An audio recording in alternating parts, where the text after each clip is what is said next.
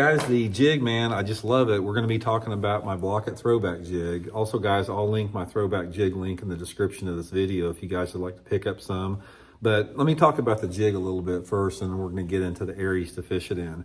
Now, the reason that I love this jig here that I helped design with Cumberland Pro Lures, it's a live rubber jig, which they're very hard to find. And the reason that most companies don't make a live rubber jig is they're very labor intensive. You got to hand tie them. So this is hand tied with twine to make them flare out. But the action that you get off of a live rubber jig cannot be duplicated by silicone. And also the flatness and the matte finish of the rubber, it has a glow in the water that silicone can't duplicate. And I have just found in all my years of fishing that the big fish just like a live rubber jig more.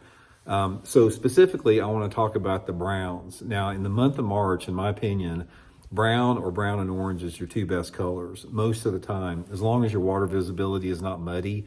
But as long as you have water visibility over about 1.5 feet, I go to brown and orange, say in 1.5 to 2.5 foot, and anything over 2.5 foot clarity, I'm using a straight brown.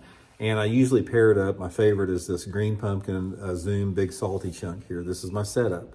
3/8 ounce most of the time. If it's windy, I may go to a 1/2 ounce, but I really prefer a 3/8 this time of year for that little bit slower fall.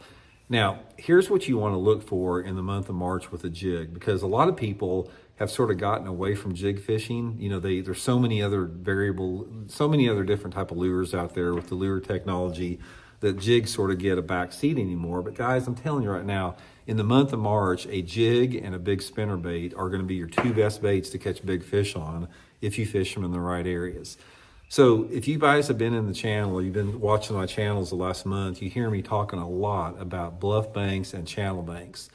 Bluff banks and channel banks are key structures during the pre-spawn, especially in the month of May, because this is where those big ones move up to. And what they do is they're in the wintertime, a lot of those big fish are suspended out in open water, they're roaming around, but a percentage of those fish will start to move in March to those steep banks, channel banks, steep banks, riprap banks, any type of a bank where you have some type of a sharp drop on a rocky bank.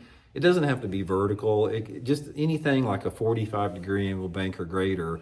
This is what those big pre-spawn female fish like to hang in on, because they're feeding on crawdads.